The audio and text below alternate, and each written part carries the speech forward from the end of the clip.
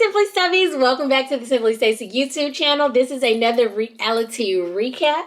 Go ahead and subscribe to my channel so you can know all things Bachelor Nation, all things Ready to Love, and Vlogmas. We're actually doing Vlogmas, so you guys will see new holiday content every day in the month of December. It is December the 2nd, so I already have a video that is up now, and by the time you see this video 2 from Vlogmas Day 2 will probably be up as well. So I hope it brings you a little bit of joy to your holiday, and I hope you guys get some enjoyment out of watching it. But let's get back to the Bachelorette because I am behind. 1 week was the week I was home for Thanksgiving, and so I did not get a chance to record before the new week came on. So we're talking Final Four. So Final Four in hometowns, that is what we are getting into this week. I am ecstatic because, guys, I didn't picture this Final Four when it first started, honey. But when I say it's giving me all the feels, it's giving me Michelle's actually going to find her person. It's giving me she's really liking these guys. They really like her. And I can see it with all 4 of these guys. Normally, it's like a layup, right? You'll be like, I don't feel like they really like them, but they just want them to get a little bit further. But let's get to it. Okay, so week number 6. They are still in Minneapolis, Minnesota, and it comes down to the Final Four. So it starts with 8 guys. This episode starts with 8 guys, and they're all, discussing who's going to get the roles and be able to go to hometowns with her or be able to show them parts of their hometown and their family. Okay? Michelle meets with 4 of her students. And so basically her 4 students are going to plan Miss Young's dates for the week. So it starts off, they go in and they're talking to the fellas and they're like, we're Miss Young's students, we're planning all the dates. And so they hang out with them for a little while. So they like playing and just basically Michelle is not there. It's only the students and these men. And so her students go in and they basically take over. They basically say that they do like most of the guys except for Martin. One girl says she does not like Martin. He seems kind of show-offy and he wears too much clothes. They say Rodney is funny and he is nice. They do a little secret handshake. That's him and Michelle's thing. So he does that with her students as well. They do handstands. They ask who can do a handstand. I think Nate does a handstand for them. And they're just having an overall good time. Clayton comes in and was like, who wants to build a fort? So he's like, I'm about to get to this date because they get to pick who gets to go on the dates and they get to plan the dates. So Clayton like, I'm about to get this date. We finna build a fort. So they go and build a fort with Clayton and they have a good time. They really like him. And he actually gets the one-on-one date. And they really like him. They said he has big muscles to carry the groceries and they think that this will be a good fit. They said Nate is tall and he can play basketball with her, so that would be a good fit. Like, it's so funny. Nobody's really feeling Martin, but the other guys. I don't think I heard Joe's name either, but I mean, he was there. Okay, next up is the actual date. So the favorite comes, and Michelle doesn't know who it's going to be. She's outside with the limo. And Clayton comes down. So she's excited. She's like, oh, they picked you to go on a date. And this is what they've set up. We have a limo that they've planned. So they have a limo. They go to a museum that she said that they've gone to several times as a class. And they really like it. It's empty. It's rented out like just for them. So it's really nice and sweet. And they like run and play and they're chasing. And Clayton has a really good energy about him. And this is one of the times that we actually get to see Clayton. Because we know he's the next Bachelor, but we haven't really gotten to see him. And it just didn't seem like there was really too much of a spark with him and Michelle like that, like the other guys. But here he is. So they're having a good time. Inside the limo, there's pizza. There's like all these little champagne glasses filled with candies and gummies and a tray of cookies and you know what? What else do you expect 5th graders to actually plan? So they're having fun. They go into, what is it called when there's all the stars in the ceiling? I think I actually wrote it down. Oh boy. I don't know. There's a butterfly exhibit that they go to, and there are questions on it. So they ask things like, if you could only celebrate one holiday, what would it be? I think they both picked Thanksgiving. They asked about their superpowers. What would they pick? He said he would fly. She said that she would be able to heal. He said, look at you. You out here. This is why I really like you. And, you know, you make me want to be a better person because I just want to fly and think about myself. And you want to be able to heal so you can help other people. And he does tell her that she has a really good character trait. And he just really likes that about her. Oh, the planetarium, is that what it's called? Whatever it is, it's like a solar system, you know, 3-dimensional. And they go in there, they're looking at all the stars. It looks like it's nighttime. They kiss, they have a good time there. And then there's the thing that's like, oh, hello, Mrs. Young, and the future Mr. Young. It was all funny and cute. They say that this was a perfect date. They have a good time. So then back in the house or back at the hotel resort, wherever they're staying, I think it's a hotel, there's a date card, and it says Rodney, Rick, Nate, Joe, Martin, Olu. Love is messy. Love, Michelle. So that leaves Brandon for the one-on-one date. Olu is very disappointed and sad because he's never had a one-on-one date. He's the only one outside of Brandon who hadn't had one to this point. I never really seen it with Olu and Michelle. There was a moment when they bonded over him saying he should have made her feel seen because he understands having sisters who are, you know, black women. He always tells them, you know, that they are important, that they matter, that they are enough, and he should have done the same thing with her. It was never like a real romantic connection. So I never really saw it, and maybe that's why she didn't pick him to go on a one-on-one date. I'm not sure. Her and Brandon, she's always done little small moments with him. He's done them with her, and you could tell that they really have this chemistry, romantic chemistry, and all that stuff. So I can kind of see why she picked Brandon over Olu. But anyway, Olu is a little sad, but she picks Brandon. So we're going back to the second part of the day with Clayton. They have dinner. He says he opens up about the last 5 years and that he's been making sure he was just impressing other people and not necessarily himself. And so he's done a lot of like soul searching and, you know, coming to terms with it when he was in the NFL. He just wanted people to like him. And he wasn't focused on building relationships to our family, but he's ready for that to change. She says that there are great romantic moments with him, but it's not just like this consistent romanticism with him. Like she's just not always seeing him as a romantic interest. She said it's going to really get harder.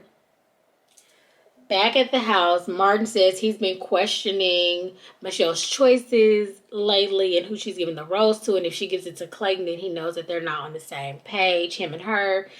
And yeah, he would be more comfortable if she didn't give Clayton the rose. So Clayton and Michelle talk about how they have been learning to love themselves.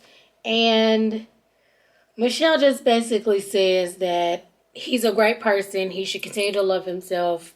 But the spark just isn't there for her. And she tells him that, you know, he does check all of her boxes, but the spark is missing. So she does have to let him go. He didn't really have too much of a reaction, and neither did she, which is why I know they didn't have the chemistry. But when he goes back to his room, we see that he has a letter from the children. And it was so sad. They were checking on him. They said they were sorry that Miss Young didn't pick him. They know he's going to find his wife. They hope he's not too sad. And he was like the most fun person they, you know, met during this journey. These were her students. And I was like, oh, Clayton. And then he cried. Like, he cried because of the letter that the kids wrote him. Not necessarily because he was going home because of Michelle. But he does say he thinks his woman is out there. And as we all know, spoiler freaking alert, Clayton is the next Bachelor. They have already probably started filming his season, I believe. And yeah, so we'll have to watch that next. His journey to find love. It just didn't happen to be with Michelle, which, you know, it is what it is. So the group date comes up and they're actually on a farm. So the kids picked a farm date. So they're like milking cows and feeding calves and doing all this stuff. And surprisingly, Joe, who would have thought, Joe from Minnesota Joe, basketball, Mr. Basketball, was really good at like nurturing the calves and milking them, and he was doing the best. He won, I believe, all the competitions they had They had to churn butter. His was perfect. Nobody else's was, which was hilarious. Martin wasn't having it. He wasn't really there for that day at all. Rodney was so fun and in good spirit, even though he wasn't just doing, he wasn't the best at it. He was just, talking to the animals as he was like milking them and all this stuff. Like, come on, girl, we got it. It was really cute. And Michelle did make a comment like, you can learn a lot by how they are with the animals, and like I said, Martin wasn't having it. But all the rest of the guys really did kind of get into it. They did a hayride at the very end. They did have to shovel some crap. And as they were shoveling the manure, Nate hurt his back. So he goes and tries to talk to Michelle a little bit. But at some point, she ends up with Rodney, I think, in the wheelbarrow. She was pushing him or whatever. But it was a cute little situation. He was making small moments like he always do. Rodney, I believe, did the handshake with her and they kissed. Everybody was there, but he's making the small moments. That's what I could say Martin definitely wasn't doing. But it's because I don't think he likes Michelle. He was talking crap about her and her decisions. And, he was really good friends with the one guy that she sent home earlier. And then they had a miscommunication. It's just been a lot with Martin. Okay. So after that, it is the second part of the date, and they all pull her aside. Nate is up. He talks to her about his family, who am I going to meet? He says how him and his dad never really talked about women. That was the one topic that was like off limits. So he's never really like introduced anybody to his family and or even talked to them about it. But he's falling for her, and it would be easy for him to introduce her to his family. She says she feels strongly about him as well. And they have a little, a nice little kiss. She says she's falling down a hill for him. That's what she told him. Okay, next up is Joe. You guys know I heart Joe. I heart Joe and Michelle. I hope he is her top person. However, I do think it's Nate and Joe at the end. At least that's what I think. At least in the top two. Final four for sure. Joe basically, she tells him that she didn't know he was so nurturing. He said his grandparents actually had a dairy for him. So it was natural to him. He was like he was at home. He was in his element. He's so quiet, but it was just like his presence was known. He wasn't boastful. He was just doing and winning and, doing all that stuff. And, of course they kissed. She liked that. He has the family traditions. Next up was Rick. Rick, he says he has no doubts about him and her. And yeah, she likes who he is. That is what she told him. Next up is Rodney. So Mr. Granny Smith Apple, he says he needs her to see where he comes from. He wants to introduce her to his family, and she can understand him better by saying that. And she kisses him. So she's still feeling all these guys for the most part. Martin says that his last conversation with her did not flow like he thinks it should. And maybe she just hasn't been paying attention. She misunderstood him. So I don't know. I can't remember who he was talking to, or was he talking to the confessional? But again, he's talking junk again about her. And he says that I think he was talking to Olu. He said he thinks that she's immature because she has that poem about not feeling seen and all this stuff. And if she hasn't healed from this trauma, then she's probably kind of immature.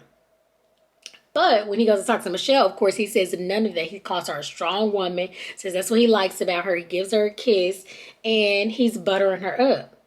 So I'm like, what the hell is going on? You definitely not honest with her, and you're just a snake. So Olu actually goes and tells Michelle what happened. He was like, I don't like to use my time to talk about anybody else, but Martin isn't being upfront with you. He said you were immature because of these reasons and all this stuff. So Michelle was like, you know what? Thanks for letting me know. She's like, Olu has nothing to gain or to lose by telling me this. I trust him. She goes to talk to Martin. And again, Martin trying to deflect and lie, basically, and that's not what he said. And he's saying, well, there's a different things about insecurity. That's what he said. She was insecure because she couldn't do that. He's like, insecurities and calling someone insecure is different, but he definitely called her insecure. And he was just saying he's confident he'll get the group day rose. That's what he was telling the confessional before she came to talk to him, because he was lying to her face. So anyway, she goes, confronts him. He was like, she's like, well, there's a difference between you calling me a strong woman and then telling somebody else I'm either immature or insecure. And he's like cutting her off. And she's like, you know what? I've already had some concerns about you. This isn't really going to work. I'm going to have to let you go, basically. Like, I'm going to have to walk you out. So she definitely lets him go. And he, again, even in the car ride, was saying something about her character and all this stuff. Sir, just leave the show at this point. I'm so glad you're gone. You stayed around way too long. And I'm glad Olu called you out. So yeah, she lets him go, and she goes back and tells all the guys that I let him go, and she did get her group day rose, and she actually gives it to Nate and says she wants to meet his family. She is certain of that, and she hugs Olu and she whispers to him that she really wants to make sure that he knows that she is appreciative of what he did there. She hugs him and thanks him for having her back. Okay, next is the one-on-one date with Brandon. And Brandon is just so excited, so ecstatic, and so shocked to be there with her. Like, they are so cute. The kids also planned this. So they're actually driving. She takes the wheel. They go on an ice cream date to this like little staple in Minnesota. It says home is where the heart is. That's what the date card said. And they do like little cone kisses. And it's just really so cute. She says it's fun. They laugh like they could be best friends. And then she says, I'm going to show you my childhood home. He's like, oh my God. He's like getting so nervous thinking they're going to meet her parents. She's like, they're not home. They go. They see her room. And he's like, oh, is this okay with your parents that I'm like in your room? I thought that was so cute. Like, he's still so concerned. She was like, I don't know, but we're here. And she's like, let's get some trunks. Let's go and get in the jacuzzi or the pool outside. So they do that. And then the parents come home. So they're out there making out in the pool. And the mom comes in and is like, Michelle?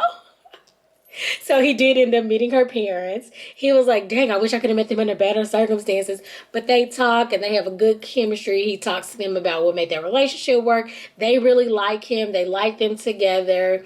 And, it was really nice. He's the first person that got a chance to meet her parents. And, yeah, he talks to her parents. He asks her to leave. And he says, I don't know that I'm going to be here at the end. But if I am, I definitely want your blessing to ask Michelle to marry me. And her dad basically was like, I trust her, and if she will have you, then you do definitely have my blessing.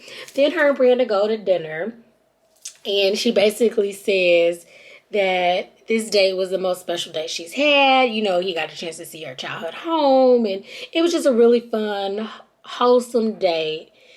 And yeah, they had a really, really good time. He gets the rose. And Tayshia and Caitlin go to the cocktail party. And basically it's like Michelle knows what she wants. She knows who she's picking. And she's not having a cocktail party. Now remember, Olu did not get any one-on-one time. For real, like not a one-on-one date. He didn't get time on the group date to talk to her. But he's kind of a little bit disappointed in that. But Michelle knows what she wanted at this point. She had already sent Martin home. So the people that are safe are Joe and Rodney. Nate already had a rose from the group date. And Brandon had one from his one-on-one date. Rick and Olu both go home. And that was the end of week number 6. Like, comment, subscribe to my channel.